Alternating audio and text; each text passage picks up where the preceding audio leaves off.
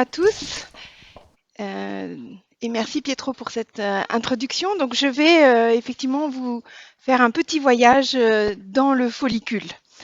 Alors le follicule et la folliculogénèse. Par définition, la folliculogénèse, c'est la maturation du follicule.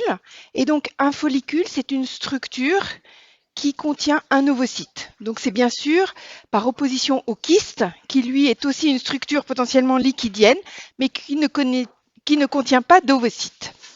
Donc voici un follicule ovarien extrêmement schématisé, avec un ovocyte autour des cellules de la granulosa et encore plus autour les cellules de la thèque. Donc dans les différents stades de folliculogénèse, le premier, c'est le follicule primordial. Donc il se définit par la présence d'un ovocyte, le chiffre 1, entouré d'une seule couche de cellules épithéliales.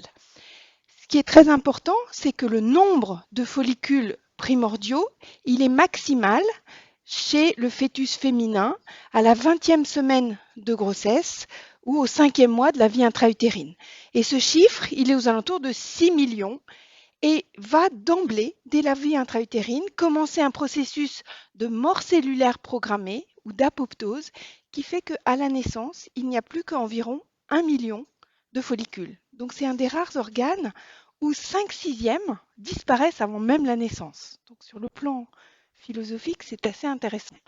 Et à la puberté, il y a à peu près 300 000 follicules qui persistent et cette décroissance va arriver jusqu'à l'âge moyen de ménopause qui est 51 ans, 52 ans, où il y a moins de 1000 follicules. Et donc, c'est grâce aux travaux en particulier d'un pédiatre qui s'appelle Wallace en Écosse, qui a fait des études histologiques humaines, ovariennes, et qui a montré, vous voyez ici, que la courbe, elle est assez constante. Ah oui, parce que... Ah d'accord, parce que la petite flèche là, merci. Merci beaucoup, ça doit être bon là. Et donc, vous voyez effectivement cette courbe qui est assez constante d'une femme à l'autre. Ce qui est très intéressant, c'est de voir que la différence est peut-être due au fait qu'à la naissance, je vous ai dit 1 million, mais en fait ce chiffre, il est peut-être très variable d'une enfant, d'un nouveau-né à l'autre, et que donc si on part avec un pool moindre, eh bien a priori on aura une perte plus rapide, et donc on aura ce que vous allez rencontrer très fréquemment, une baisse de la réserve ovarienne.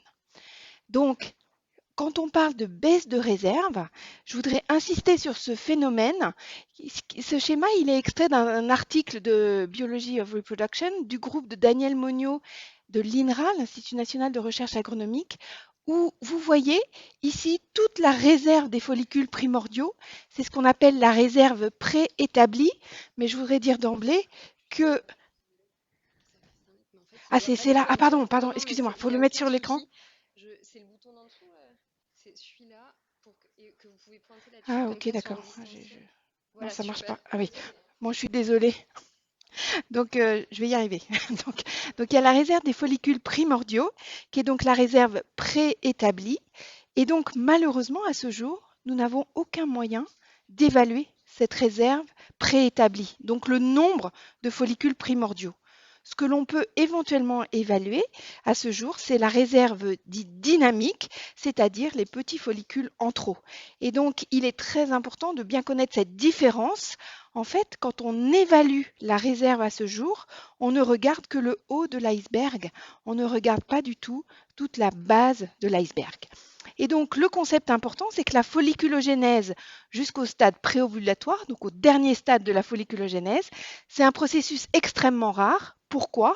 Parce que sur les 6 millions initiaux, un follicule par mois, à partir de l'âge de 10 ans jusqu'à 50 ans, 12 par an, ça fait au maximum 450 follicules. Et ça, c'est sans tenir compte des grossesses, où il n'y a plus de folliculogénèse jusqu'au stade préovulatoire, et c'est sans tenir compte des traitements par pilule estroprogestative qui vont bloquer la folliculogénèse au stade terminal. Donc c'est un processus extrêmement rare. Et donc la deuxième étape, c'est le follicule primaire, et donc avec l'ovocyte et une seule couche de cellules de la granulosa, où ces cellules épithéliales sont devenues plus cubiques et donc forment les cellules de la granulosa. un point très important, c'est que l'ovocyte n'est pas du tout passif dans le follicule. Et vous avez ici ce schéma qui montre que l'ovocyte sécrète des facteurs de croissance. Ici, je vous ai juste cité GDF9, Growth Differentiation Factor 9, et BMP15, Bone Morphogénique Protéine 15, qui sont connus pour être sécrétés par l'ovocyte et induire, vous voyez ces petites flèches grises ici, la prolifération des cellules de la granulosa. Donc les facteurs ovocytaires sont très très importants pour les premiers stades de la folliculogénèse. Le follicule secondaire, qu'est-ce qui va lui arriver? Eh bien, il va avoir de plus en plus de couches de cellules de la granulosa. Va arriver ce que l'on appelle la membrane basale, qui est donc la structure qui sépare les cellules de la granulosa du début des cellules de la thèque en formation. Et le follicule antral, c'est celui qui va avoir l'ovocyte, la zone pellucide, le cumulus, la cavité antrale, et vous voyez que maintenant la thèque est totalement formée avec la thèque interne près de la membrane basale et la thèque externe. Donc ce qui est important, c'est aussi le temps. Donc dans l'espèce humaine, vous voyez ici, il y a encore beaucoup de points d'interrogation. C'est très très difficile de savoir exactement la durée de la folliculogénèse du stade primordial jusqu'au stade préovulatoire. Ce que l'on sait, c'est que c'est au moins 6 mois. Donc ce processus de folliculogénèse, il est très très long et il commence, donc je l'ai dit, en tout cas pour les premiers stades, dès la vie intra-utérine. Donc c'est au moins 175 jours, on peut dire 6 mois. L'autre notion, en dehors du temps, c'est la taille. Et donc vous avez ici schématisé la taille des follicules primordiaux. Vous voyez 0,03 mm. Donc vous comprenez aisément qu'il est impossible de les mesurer à l'heure actuelle. Peut-être qu'avec les techniques d'intelligence artificielle, on fera d'énormes progrès et on sera capable. Mais à ce jour, on ne peut regarder que au-delà du stade antral. Et donc, vous voyez, le stade antral, il commence vers 2 mm et le stade préovulatoire, c'est classiquement aux alentours de 20 mm. Donc, vous comprenez que cette croissance, elle est absolument extraordinaire puisqu'on passe de 0,03 mm à 20 mm. Et donc, ce que vous réalisez probablement assez fréquemment, c'est le compte des follicules préantraux ou antraux. Donc, ces petits follicules, par cette échographie, si possible par voie endovaginale, qui vous permet de compter les follicules antraux, donc le CFA, compte des follicules antraux, avec un nombre normal au-dessus de 10. Alors, ce qui est important, c'est que la dernière phase de la folliculogénèse, elle survient pendant le cycle menstruel. Donc, vous avez schématisé ici le début du cycle menstruel et je voudrais vous expliquer les variations hormonales qui surviennent pendant la phase folliculaire parce qu'elles jouent un rôle essentiel dans la phase finale de cette maturation du follicule. Donc cette maturation finale des follicules, un point extrêmement important, elle est FSH dépendante. Donc sur ce schéma qui paraît très complexe, qui est extrait des travaux de Alain Goujon, qui est un histologiste français, qui a énormément permis d'avancer sur la connaissance de la folliculogénèse humaine, vous voyez ici le schéma qui montre le follicule de la réserve, avec la prolifération progressive CG, ces cellules de la granulosa, 600 cellules de la granulosa jusqu'à 47 10 puissance 6 cellules de la granulosa. Donc il y a une prolifération absolument phénoménale de ces cellules de la granulosa, avec, comme je l'ai indiqué, la taille 0,03 mm jusqu'à 20 mm. Et le temps ici à l'extérieur que j'ai évoqué tout à l'heure. Et ce qui est très, très, très important, et ce que vous allez faire quand vous allez traiter des femmes infertiles, c'est que vous allez moduler ou manipuler cette phase FSH dépendante. Puisque si vous donnez du citrate de clomifène, vous allez monter la FSH. Si vous donnez des gonadotrophines, vous aurez de la FSH. Donc, le traitement d'infertilité, c'est l'administration en partie de FSH pour manipuler cette dernière phase de la folliculogénèse. Alors cette phase de folliculogénèse, j'insiste sur le fait qu'au sein de la gonade, donc au sein de l'ovaire, il y a schématiquement, on l'a évoqué, deux types cellulaires. D'une part les cellules de la thèque et d'autre part les cellules de la granulosa. Ce qui est très très important, c'est de bien avoir la notion que la FSH, elle se lie sur son récepteur situé sur la membrane des cellules de la granulosa. Donc quand vous administrez de la FSH, vous allez avoir une action essentiellement sur les cellules de la granulosa. En début de phase folliculaire, le récepteur de l'ALH, lui, il est situé uniquement sur les cellules de la TEC et quand la phase folliculaire va progresser, en fin de phase folliculaire, on a aussi des récepteurs de l'ALH sur les cellules de la granulosa. Mais ça, ce schéma, avec l'hypothalamus avec la GNRH, les cellules antéhypophysaires qui sécrètent LH et FSH, amène à ce que l'on appelle la théorie bicellulaire, puisqu'on a deux types cellulaires, cellules de latex, cellules de la granulosa, et deux gonadotrophines, LH et FSH. Donc LH et FSH, luteinizing hormone et follicle stimulating hormone, elles font partie de cette famille qu'on appelle la famille des glycoprotéines. Donc ce sont des protéines qui sont formées de deux sous-unités.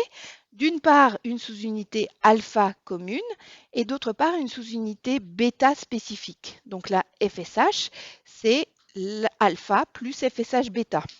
La LH, c'est alpha plus LH bêta. Et j'en profite juste pour dire que c'est une erreur de langage de dire je vais mesurer la bêta-HCG pour la grossesse. Pourquoi? Parce que vous ne mesurez pas la bêta-HCG jamais, vous mesurez l'HCG en fait. C'est l'association de la sous-unité alpha et de la sous-unité bêta. Alors pourquoi sur ce schéma l'HCG? Parce que ça fait partie des glycoprotéines. Bien sûr, c'est sécrété par le placenta et c'est l'hormone de grossesse, mais il y a une toute petite sécrétion par l'hypophyse de l'HCG.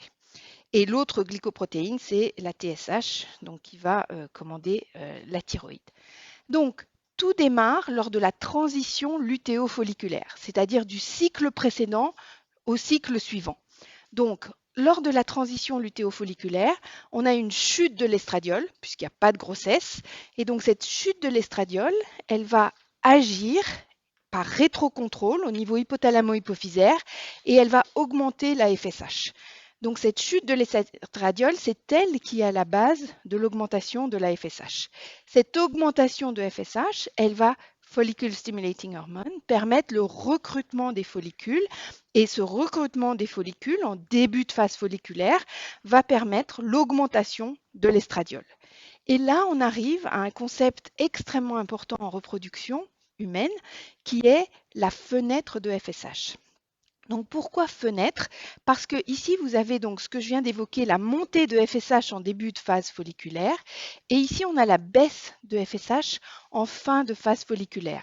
Donc la fenêtre, c'est un concept qui a été évoqué par David Baird, un gynéco-obstétricien d'Édimbourg, qui suppose et que l'ouverture de la fenêtre, c'est la montée de la FSH.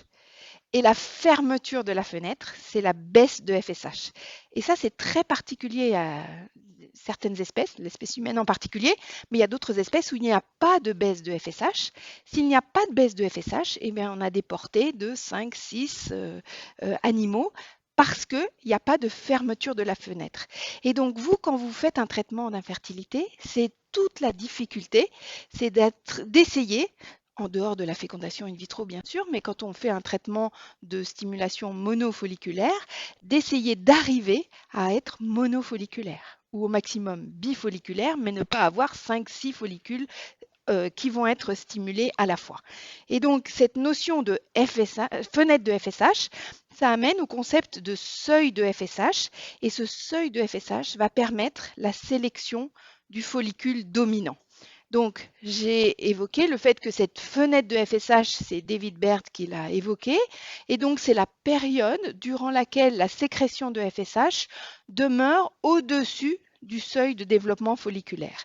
Et cette diminution physiologique de la FSH en milieu de phase folliculaire va fermer la fenêtre et va conduire à l'atrésie des follicules les moins sensibles, donc c'est le phénomène de dominance. Et plus la fenêtre est large, plus le nombre de follicules recrutés est grand. Donc ce petit texte, on peut le schématiser par cette figure. Et cette figure, vous voyez qu'on a 3 petits follicules qui sont en début de phase folliculaire et qui sont prêts à être recrutés. Et ces 3 follicules, le turquoise, c'est le plus sensible à la FSH puisque vous voyez que son seuil de FSH est le plus bas. Et donc, comme ce seuil est bas, vous avez la montée de FSH puis la chute de FSH, eh bien lui, quand la FSH va baisser, il aura déjà démarré sa croissance, il sera passé au-dessus de son seuil et donc il va devenir le follicule sélectionné dominant. À l'inverse, le petit follicule orange, qui lui a un seuil qui est très élevé, vous voyez que c'est le seuil 3, eh bien quand la FSH redescend, lui, il n'a même pas franchi son seuil, donc il va s'atrésier et il va subir un phénomène de mort cellulaire programmée. Donc dans l'espèce humaine, il y a plus de 99,9% des follicules qui subissent ce phénomène d'atrésie folliculaire. Donc, je vous ai dit, c'est FSH dépendant. Alors, vous allez me dire, comment est-ce que vous savez, quelle est la preuve de dire que c'est FSH dépendant, cette dernière phase de maturation folliculaire? Eh bien, il y a quelques cas très rares, puisqu'il y a moins de 10 cas au monde de femmes avec une perte de fonction de la FSH bêta et moins de 10 cas au monde de perte de fonction du récepteur. Mais ces patients, ils ont permis de prouver que la FSH était absolument nécessaire pour la phase finale de la folliculogénèse. Donc, la perte de fonction de la FSH bêta, je vous donne juste le cas clinique. C'est une femme qui a consulté à 16 ans parce qu'elle avait une aménorrhée primaire, jamais de règles. Le médecin qu'elle a vu l'a mise d'emblée sous pilule estroprogestative, sans faire de bilan. Donc ça, l'idée, c'est que c'était une bonne idée pour voir si oui ou non elle allait avoir des saignements. Toute femme qui a un utérus, vous lui donnez une pilule estroprogestative, elle va avoir des saignements de privation. Il n'a fait aucun bilan. Quelques années plus tard, elle a voulu une grossesse, elle a arrêté sa pilule et évidemment, pas de règles. Et son bilan hormonal, qui a été fait à cette époque, c'était FSH 0, LH20 et estradiol très bas. Donc FSH 0 avec une LH très élevée, c'est très très inhabituel. Et le médecin qui l'a vu s'est dit mais peut-être qu'elle a une anomalie de la FSH. Effectivement, il a séquencé la FSH bêta, la sous-unité bêta de la FSH, qui avait une mutation. Et donc c'était une FSH bêta trop courte et donc qui ne s'associait pas à la sous-unité alpha. Donc cette femme, elle est le modèle humain d'une absence de FSH endogène. Quand elle a été traitée par de la FSH exogène, des stimulations ovariennes, elle a pu avoir une grossesse sans aucun problème. Donc c'est la première preuve du rôle essentiel de la FSH. Et puis les pertes de fonction du récepteur, ça date aussi d'il y a vraiment quelques années. C'était une publication dans Cell en 95. C'est des familles du nord de la Finlande où il y avait au moins 2 ou 3 filles avec une aménorrhée primaire. Et c'est à l'époque, il y avait des études de liaison génétique qui avaient montré qu'il y avait un lien avec le bras court du chromosome 2. Et sur le bras court du chromosome 2, il y a le gène qui code pour le récepteur de la FSH. Donc ces familles n'ont pas de récepteur de FSH fonctionnel. Elles ont une perte de fonction du récepteur de la FSH. Là, c'est plus compliqué parce que même avec des doses phénoménales, les médecins ont essayé de leur donner des très très grosses doses de FSH, ça n'a jamais marché. Et donc, ces femmes n'ont jamais eu une folliculogénèse jusqu'au stade terminal. Et donc, elles ont eu à l'époque des biopsies ovariennes et on voit des petits follicules, mais il n'y a jamais de follicules au-delà du stade antral. Donc, le concept très important que je voulais vous donner, c'est qu'en l'absence de FSH, il y a un blocage de la maturation folliculaire au stade antral précoce. Et on peut montrer cette phrase avec ce schéma où on a toute la partie qui est ici FSH indépendante en bleu et vous n'allez pas pouvoir la manipuler. Par contre, vous allez pouvoir modifier cette partie qui est donc FSH dépendante, qui est la partie terminale. Donc, la première partie de la folliculogénèse est indépendante de la FSH. Il y a un recrutement permanent dès la vie intra-utérine.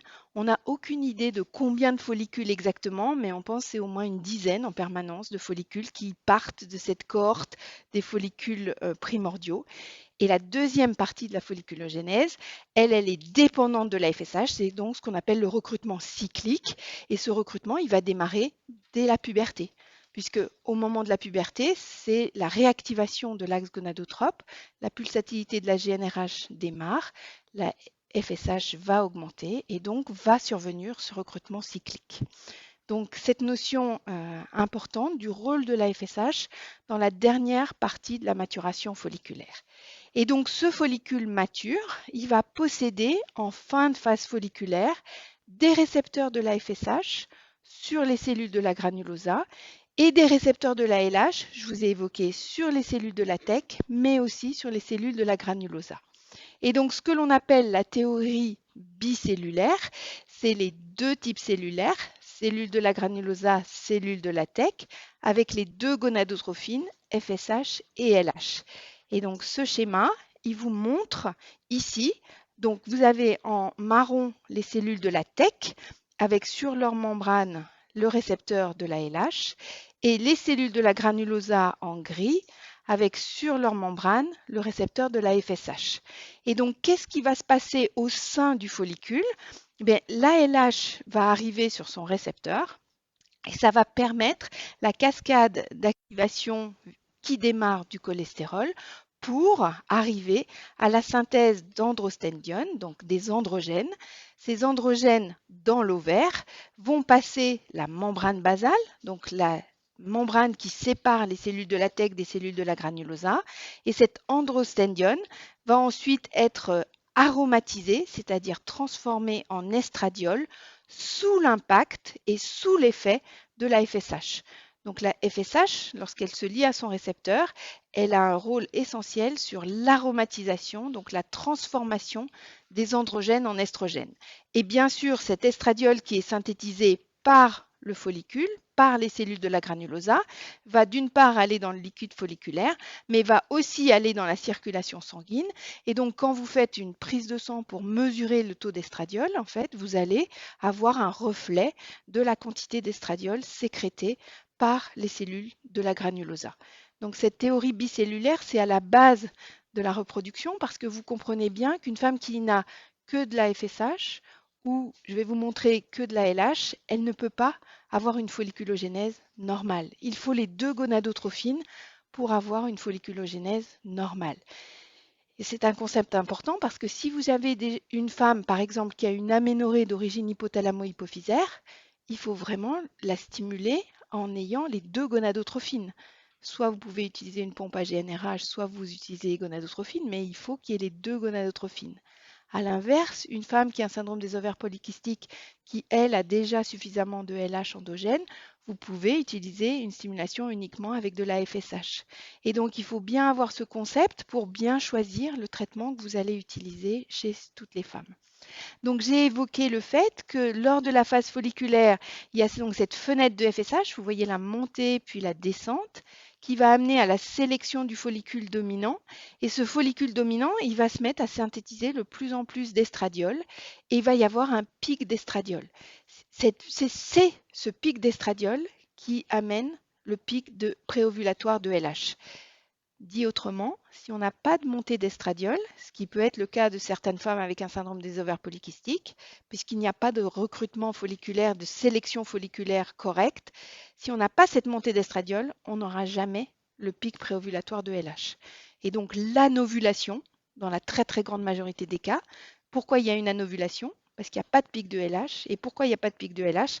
Parce qu'il n'y a pas de montée d'estradiol. Donc ce phénomène de cette montée d'estradiol est absolument crucial pour que le follicule puisse aller jusqu'au stade préovulatoire.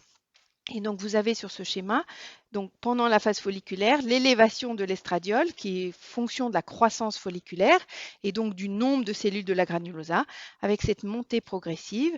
Et cette montée progressive d'estradiol, elle va arriver jusqu'à globalement 200 picogrammes par millilitre par follicule. On va le revoir juste après. Donc, l'autre notion que j'ai évoquée, c'est que si on n'a pas de LH pendant la phase folliculaire, on n'a pas d'élévation d'estradiol. Vous vous souvenez, le récepteur de la LH, il est sur les cellules de la TEC. Si on n'a pas de LH, on n'aura pas d'androstendione par les cellules de la granulosa, de la TEC, et donc on n'aura pas d'estradiol par les cellules de la granulosa. Alors comment est-ce qu'on a prouvé ça? Mais ça, c'est une étude qui date aussi, hein. Je suis désolée, mais c'était les premières preuves. Et pourquoi les premières preuves dans les années 90? Parce que c'est le moment où on a eu accès aux gonadotrophines recombinantes.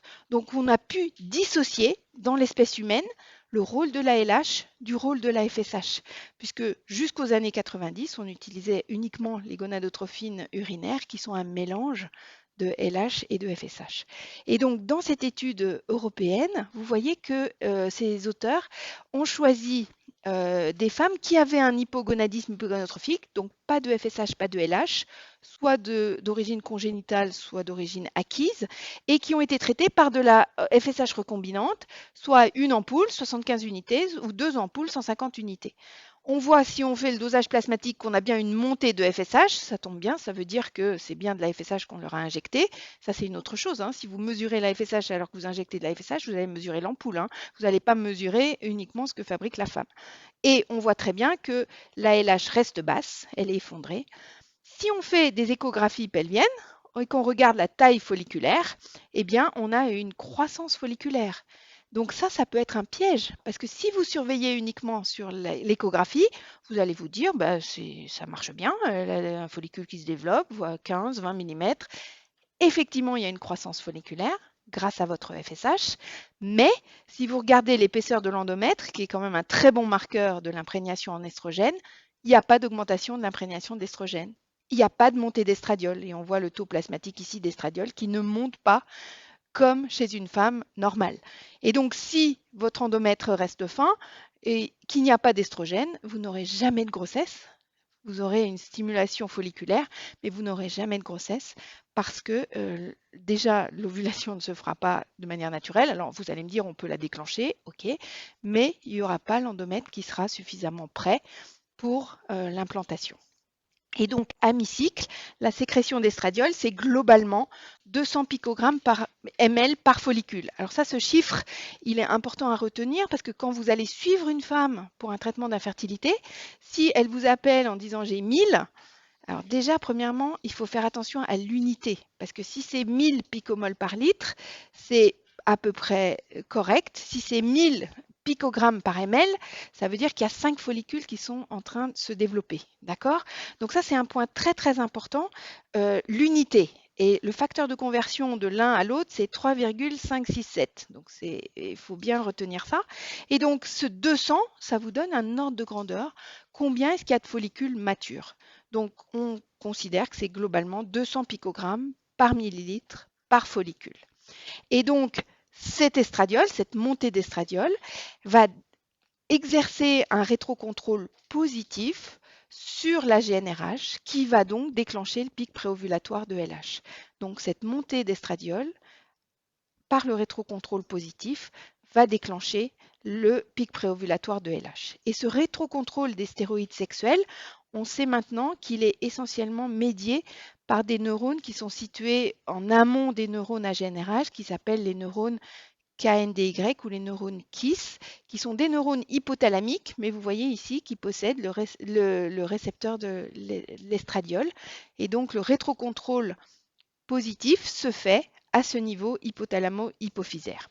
Donc ce pic de LH, il survient sur un follicule mature, environ 20 mm, 200 picogrammes, qui va sécréter 200 picogrammes par millilitre d'estradiol et qui va avoir des récepteurs à la LH en nombre suffisant pour que ce pic ovulatoire de LH permette le déclenchement et l'ovulation.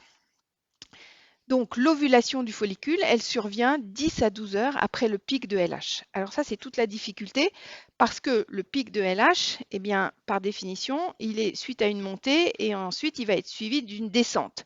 Et donc c'est toute la difficulté quand vous mesurez la LH plasmatique, vous ne savez jamais si vous êtes à la montée du pic ou à la descente du pic. Donc c'est pour ça que tous les tests urinaires de mesure de l'ovulation, ils ne sont pas très très fiables parce que il y a cette montée et cette descente et donc c'est très très difficile de savoir exactement où on est. En tout cas, vous voyez ici donc le pic et puis l'ovulation 10 à 12 heures plus tard. Et la totalité du pic, c'est la totalité, oui, du pic, c'est globalement 36 heures. Donc ce pic de LH, son rôle, il a trois fonctions essentielles. Le premier, c'est qu'il va induire un arrêt de la division des cellules de la granulosa et ces cellules de la granulosa vont se transformer et vont devenir ce que l'on appelle le corps jaune, c'est-à-dire qu'elles vont se mettre à sécréter de la progestérone. Le deuxième rôle, c'est bien sûr l'ovulation du follicule. Et l'ovulation du follicule, c'est comme un énorme syndrome inflammatoire. Donc c'est Joanne Richards aux États-Unis qui a beaucoup travaillé sur la biologie de cette ovulation et qui, vous voyez ici, on voit l'ALH qui se lie sur son récepteur, donc sur les cellules de la granulosa, qui va amener toute une cascade d'activation, en particulier avec des cytokines, des protéases. Il faut des protéases pour couper les protéines des cellules de la granulosa pour que le follicule puisse s'ouvrir et que l'ovocyte puisse sortir. Et donc on a ce follicule préovulatoire ici avec le pic de LH, l'expansion du cumulus ovorus, l'ovulation et la libération de l'ovocyte au niveau de la trompe. Et le troisième rôle du pic de LH, c'est la reprise de la méiose ovocytaire, puisque cette méiose ovocytaire, elle est bloquée en prophase de méiose au moment de la vie intra-utérine. Et donc là aussi, c'est assez inhabituel d'avoir une cellule du corps qui peut être bloquée 30 ans, 35 ans, 40 ans avant de reprendre sa méiose ovocytaire. Donc ça, c'est un point très important. Une fois qu'on a eu l'ovulation, on arrive à la phase lutéale. Donc cette phase lutéale, elle est globalement d'une durée constante de 14 jours. Et après l'ovulation, qu'est-ce qui va se passer? Eh bien, on va avoir une chute brutale de l'estradiol et on va avoir bien sûr une montée de la progestérone par les cellules de la granulosa. C'est ce qu'on appelle donc le corps jaune. Et donc cette progestérone synthétisée par le corps jaune, pourquoi elle survient? Parce qu'il y a une acquisition d'une enzyme, la 3-bêta-hydroxystéroïde dégénérogénase, dans les cellules de la granulosa, qui va permettre la synthèse de progestérone. Donc la durée de vie du corps jaune est déterminée, on considère que c'est globalement 14 jours. Ça, c'est un point très important quand vous interrogez les patients et les couples sur le moment de leur rapport en fertilité. C'est une question qui n'est pas toujours posée, mais à quel moment ils ont des rapports, s'ils souhaitent une grossesse, il faut tenir compte de ces 14 jours de phase lutéale, parce que si c'est une femme qui a des cycles de 26 jours, ça veut dire que l'ovulation, elle va survenir probablement entre le 10e et le 12e jour. Donc il faut que les rapports soient beaucoup plus précoces dans le cycle qu'une femme qui a des cycles de 40 jours. Et donc ça, c'est un point très très important et très simple à résoudre en infertilité, c'est de poser la question de la durée des cycles, même si les cycles ne sont pas toujours constants d'un mois sur l'autre, mais quand même, et d'orienter les patients sur les moments optimaux pour avoir des rapports. C'est un moyen qui coûte pas cher et qui est souvent très efficace. Et donc l'autre notion importante, c'est que ce corps jaune, il est LH dépendant. Donc quelqu'un qui n'a pas de LH, si vous ne supplétez pas la phase lutéale, il n'y aura pas de synthèse de progestérone. Donc, soit vous pouvez donner de la progestérone, soit vous pouvez donner de l'HCG. Et donc, ce que je n'ai pas dit jusqu'à présent, c'est que l'HCG, elle se lie sur le même récepteur que la LH. Donc, elle a un effet LH. Mais l'HCG, elle a une durée de vie plus longue que la LH. Elle a une durée de vie de 24 heures, alors que la LH a une durée de vie plus courte d'environ 1 heure. Donc, il faut bien penser, même chose, c'est un exemple, si vous donnez un antagoniste de la GnRH, vous n'aurez plus de LH. Donc il faut vraiment penser dans la phase lutéale, est-ce que oui ou non, il va y avoir suffisamment de progestérone. Et donc, cette progestérone, elle va agir sur l'axe hypothalamo-hypophysaire. Elle aussi, elle va faire un rétrocontrôle. Et ce rétrocontrôle, ça va ralentir. C'est donc un rétrocontrôle négatif, ça va ralentir la pulsatilité de la GnRH. Vous voyez que ça passe à un pulse toutes les 4 heures. Et donc ce ralentissement de cette GnRH va faire qu'il y aura très peu de FSH et de LH. Et donc s'il n'y a pas de FSH, il n'y a pas de recrutement folliculaire. Et donc en fin de cycle, on va avoir, s'il n'y a pas de grossesse, une chute de la progestérone, une chute de l'estradiol. Et donc, c'est la chute conjointe qui amène les règles. Mais cette chute, c'est elle qui va faire un rétrocontrôle et qui va permettre la montée de FSH. Et donc là, on arrive sur le cycle suivant, sur la transition lutéo-folliculaire du cycle suivant. Donc ce rétrocontrôle de l'ovaire, c'est essentiellement Au niveau hypothalamo-hypophysaire, c'est essentiellement, je l'ai évoqué, la progestérone et l'estradiol. Ces deux hormones qui sont absolument cruciales pour le rétrocontrôle entre les ovaires et l'axe et la région hypothalamo-hypophysaire. Alors, vous avez peut-être déjà entendu parler des inhibines. Donc, inhibine, le mot inhibine, il vient du fait que les chercheurs qui ont identifié ces molécules ont montré que ça inhibait la FSH. C'est ça le mot inhibine. Donc les inhibines, je voudrais d'emblée dire qu'elles jouent un rôle mineur en physiologie pendant la vie de reproduction d'une femme. Elles jouent peut-être un rôle au moment de la phase de périménopause. Mais en dehors de cette phase-là, elles jouent un rôle mineur. Donc j'en parle pour que vous en ayez entendu parler une fois. C'est heureusement de moins en moins dosé parce que ça a une valeur qui est assez mauvaise. La seule indication qui reste, c'est plutôt les tumeurs des cellules de la granulosa. Donc c'est sécrété par les cellules de la granulosa. Et donc les inhibines, c'est une famille.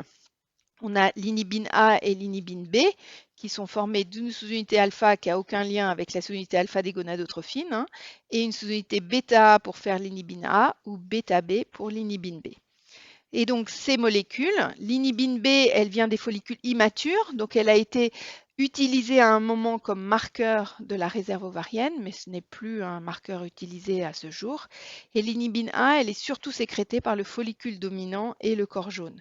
Donc on voit ici les courbes avec en fonction du cycle, ça c'est le début du cycle, le pic et la fin du cycle, avec la montée de progestérone et la montée d'estradiol ici. Et on voit que l'inhibine B, elle est surtout synthétisée en phase folliculaire et l'inhibine A plutôt en phase lutéale. Mais j'insiste sur le fait qu'elles ont très peu de rôle sur le rétrocontrôle pendant la vie de reproduction.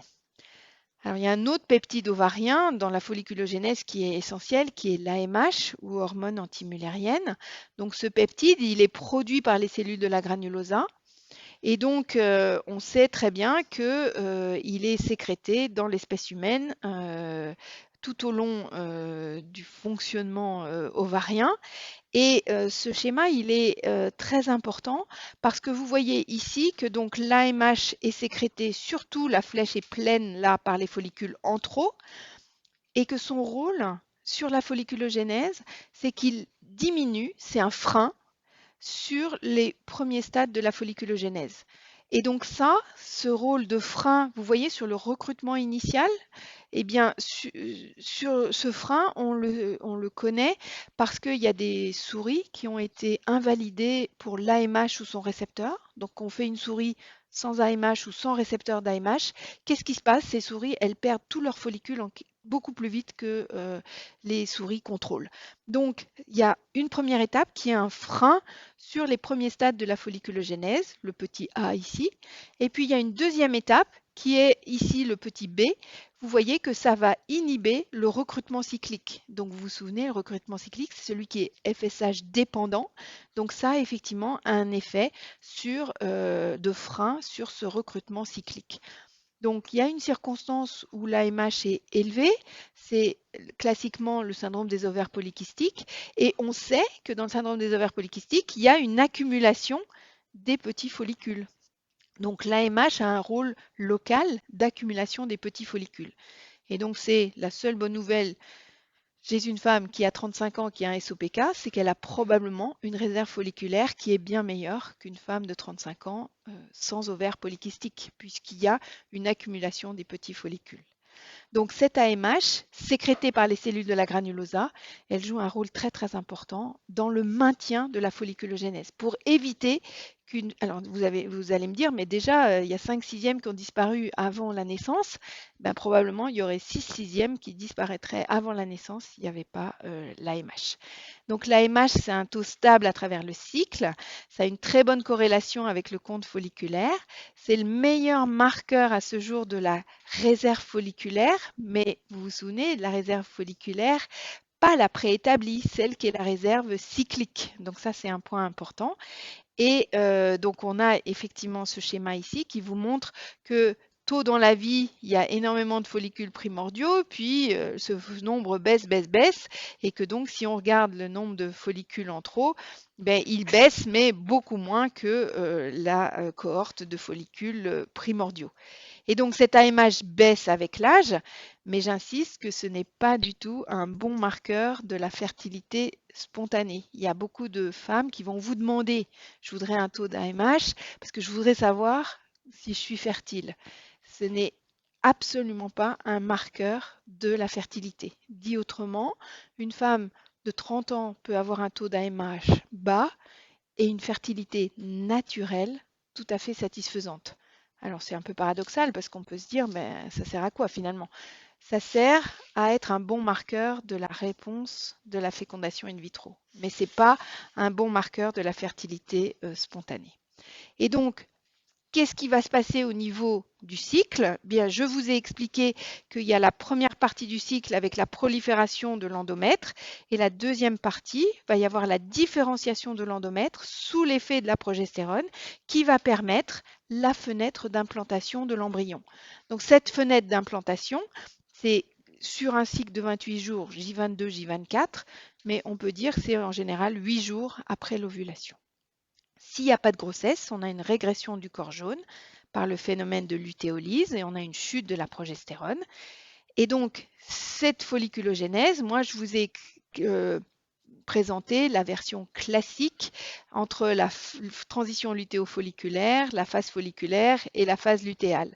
Et donc, il y a certains auteurs qui remettent un peu en cause cette version classique de la folliculogénèse et qui proposent qu'en fait, il y ait des vagues permanentes de folliculogénèse. Donc moi, j'ai fait la version classique avec quelques follicules en début de phase folliculaire qui attendent la montée de FSH puis la descente. Et c'est peut-être plus complexe avec un nombre de vagues de recrutement au cours du follicule, de recrutement cyclique, qui sont peut-être plus nombreuses que celles que je vous ai présentées. Mais le schéma classique de la FSH, de la dépendance de la FSH, en tout cas, il est tout à fait à retenir. Donc en conclusion, ce que j'ai voulu vous montrer dans ce cours, c'est qu'il y a en début de phase folliculaire plusieurs follicules qui sont prêts, qui ont des seuils de FSH différents, et que vous, quand vous allez faire monter la FSH, eh bien, vous avez un risque de recrutement multiple. Alors, c'est un risque en stimulation monofolliculaire, mais c'est un avantage quand on fait une fécondation in vitro, puisqu'on veut le maximum de follicules. Et donc, cette montée de FSH, elle va amener au recrutement des follicules, à la montée d'estradiol. Et cette montée d'estradiol va être le déclencheur du pic de LH qui va générer la synthèse de progestérone et donc l'implantation possible au niveau de l'endomètre. Donc je vous remercie de votre attention. Voilà.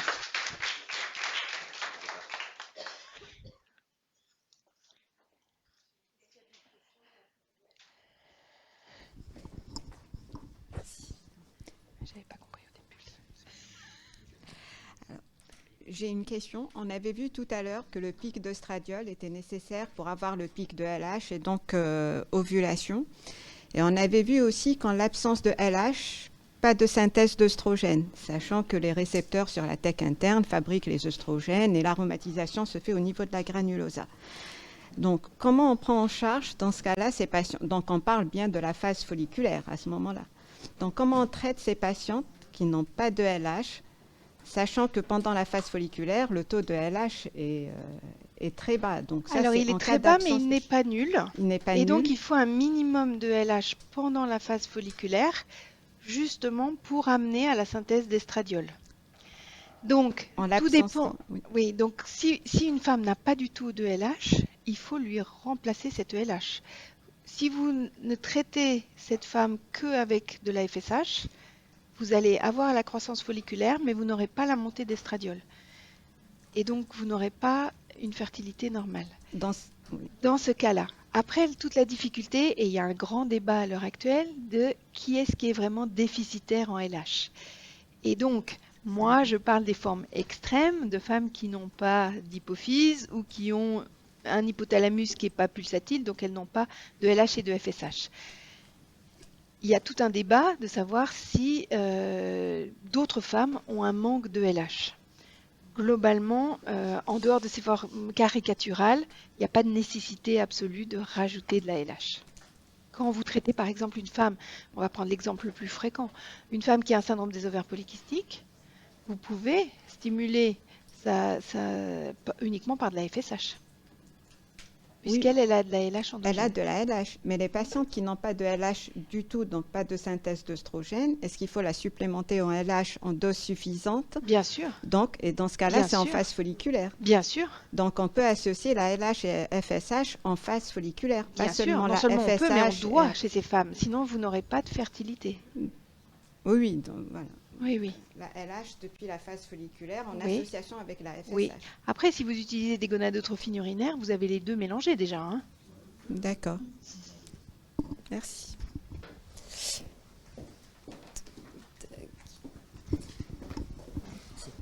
Alors, moi, ma question, ça concerne les patientes qui n'ont pas véritablement qui n'ont pas de déficit réel en LH, qui ont une luteinisation, mais ils n'ont pas eu d'ovulation. Des patientes avec un Love syndrome.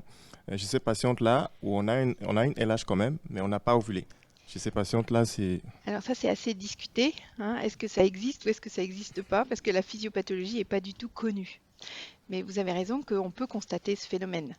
Mais personne ne connaît la cause. Ok, merci. Moi, j'aimerais revenir sur la question de la MH qui a posé beaucoup de problèmes et d'interprétation. Chez une femme qu'on va dire qui a tous les signes de fertilité, qui est un peu âgée, mais qui a une AMH, mais vraiment inférieure à 0,2. Est-ce qu'on peut tenter éventuellement, dans le cas d'envie de grossesse, quelques cycles avec de FIV, alors qu'il a une AMH tout à fait basse? Alors, je crois que vous faites juste la transition avec le cours suivant, parce qu'il s'appelle la faiblesse ovarienne. Et je vais vous montrer, alors c'est pas du tout par provocation, hein, mais il y a une étude qui vient de sortir dans Fertile Stérile ce mois-ci, qui a suivi des femmes avec des taux d'AMH très bas, et qui montre qu'elles ont autant de grossesse que celles qui ont une AMH plus élevée, naturelle, hein. Donc je vais vous montrer cet exemple. Je pense qu'on est... Mais c'est très difficile en consultation, hein, de se retrouver devant une femme qui a un taux d'AMH bas. On se dit, mais pourquoi elle a dosé cette AMH? Parce que c'est vrai, mais oui, c'est très souvent et c'est très difficile. Parce que de lui dire, mais non, et de la rassurer, on peut se dire, mais est-ce que je fais ou non une bêtise? C'est très difficile et surtout la circonstance maintenant, en tout cas en France fréquente, c'est elle veut congeler ses ovocytes en disant mon taux d'AMH est déjà effondré, oh là, c'est la catastrophe, ça va être la catastrophe. Et je pense qu'on est peut-être un peu trop alarmiste de se baser que sur le taux d'AMH. En tout cas, l'article qui vient de sortir là dit ça n'a aucune valeur. Donc j'ai trouvé que c'était un peu extrême, mais c'est ce que dit l'article. Et il y a d'autres données qui sont en faveur de ça. Et je voudrais insister aussi sur un point important, c'est que il y a surtout ne jamais doser l'AMH sous pilule estroprogestative, parce que ça la diminue en plus encore de 30%, hein. Donc déjà, si le taux n'est pas très bas, il sera encore plus bas. Donc il faut au moins arrêter 2 mois si on veut avoir un taux d'AMH. Voilà. Donc vous aviez peut-être une question avant qu'on passe au cours suivant? Oui. Excusez-moi, je voulais juste savoir la notion du seuil de FSH bas pour le follicule dominant. Donc, j'ai pas bien compris le seuil FSH bas. Alors, on ne sait pas très bien pour quelles raisons le seuil est plus bas pour certains follicules que pour d'autres. Il y a des théories qui suggèrent que ces follicules expriment plus de récepteurs à la FSH, donc ils sont plus sensibles à la FSH.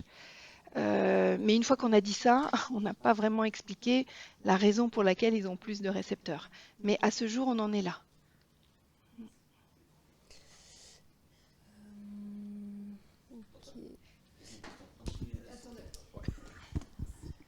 Chez une femme qui a une difficulté à concevoir, qui me ramène par exemple un taux d'AMH bas, est-ce que je dois en tenir compte ou non? On va évoquer. Ouais. D'accord. C'est pas que je veux pas répondre, mais je vais vous dire.